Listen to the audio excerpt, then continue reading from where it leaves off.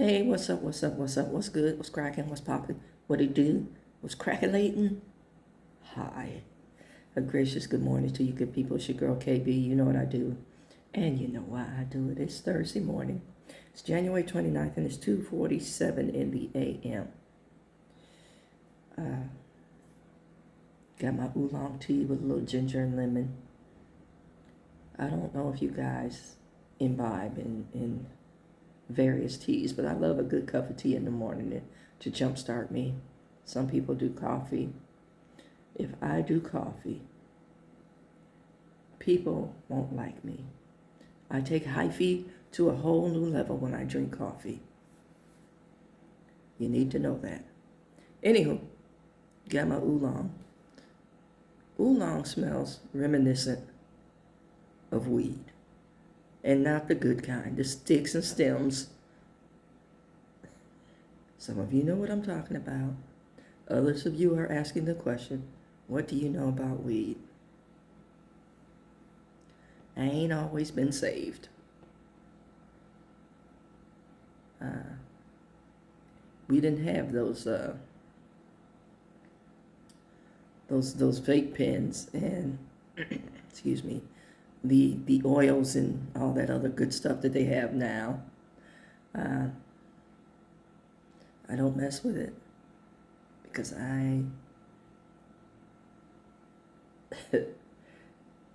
my thing was silence if I did smoke. And anybody talking too much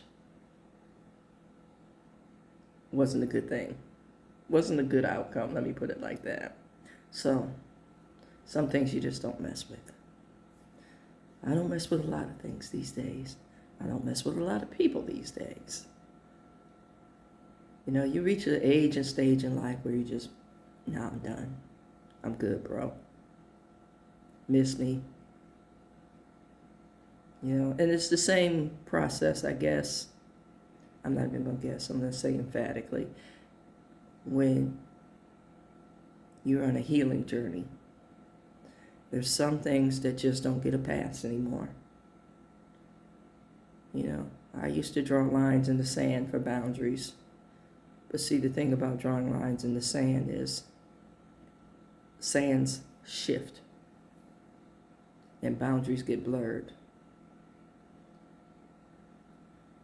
Now, I'm curbing my wheels. And if you live in the Bay Area, you know about curbing your wheels when you're parking because there's a lot of hills here. So there's no shifting. And if need be, I'll build a wall. See? But you need to know the difference in a healing journey about building walls and setting boundaries. And I shouldn't have to explain this to grown folk, but I do have to explain this to grown folk. Setting a boundary means this is the definitive line of demarcation. This is where we stop whatever it is that we're engaging in. Okay? We have a conversation about why this is happening.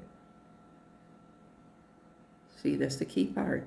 We have a conversation about why this is happening. So there's no guessing. There's no room for the make-believe. I told you. So when the stories start, and they will, you can go back to your notes. That part. I'm saying this because there's a particular individual that is under the illusion and delusion that they've set a boundary with me. Y'all know I'm surgical. And for those of you who are just tuning in, I'm surgical with the truth. My integrity means a lot to me. Walk it like you talk it. You only come in this life with your word. And if you can't keep that, you know, there's a problem.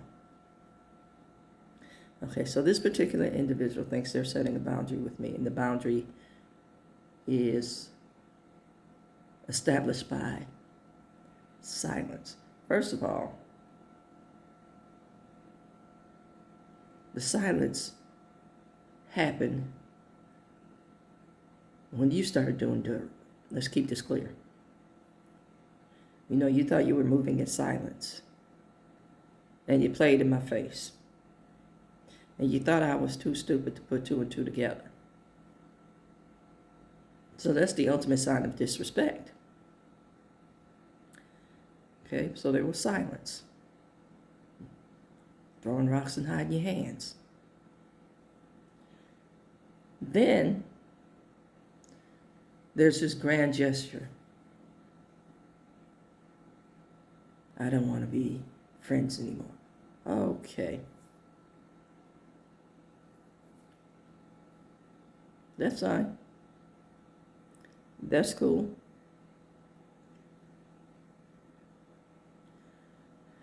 But did you have any accountability for what you did? Because you were blatantly dishonest. Blatantly dishonest. And the silence is the baby of the dishonesty.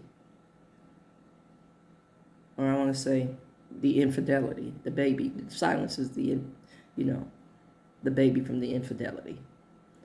And infidelity is lack of loyalty. Okay?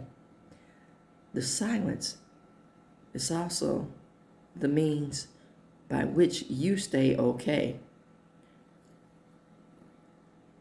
The means by which you keep your image because you've avoided accountability. You know, the grand announcement of, I don't want to be friends anymore. There's no accountability in this. The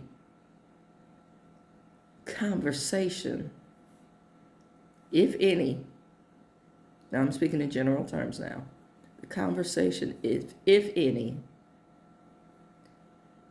is about how to save face. Again, there's never any accountability. You know, when I first started recording, way back when, just a couple of years back, you heard me talk about the A words.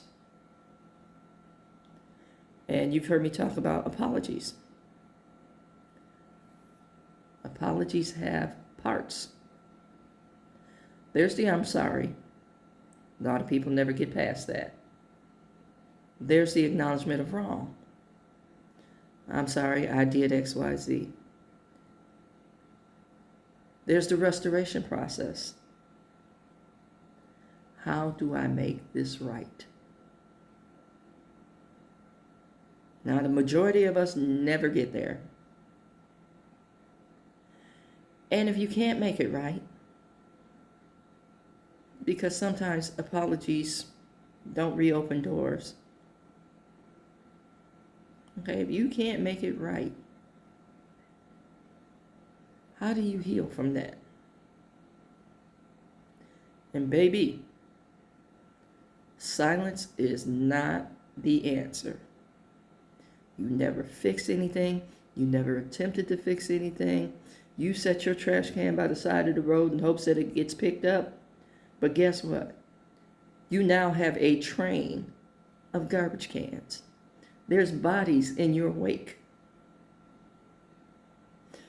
You keep repeating patterns of behavior, and then in whatever form of apology, it's not you, it's me. I need to figure out why I keep doing this.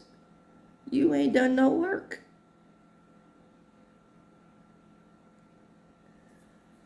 So, I hope that opens your eyes to pattern behavior. And when I say I'm surgical, people need to know this.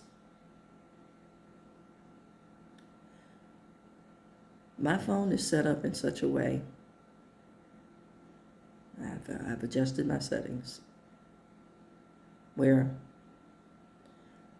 the majority of my text messages, if you're a listed contact, get saved to my cloud.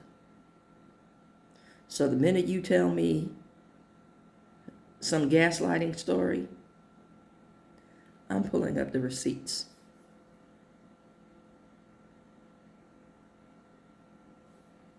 That part.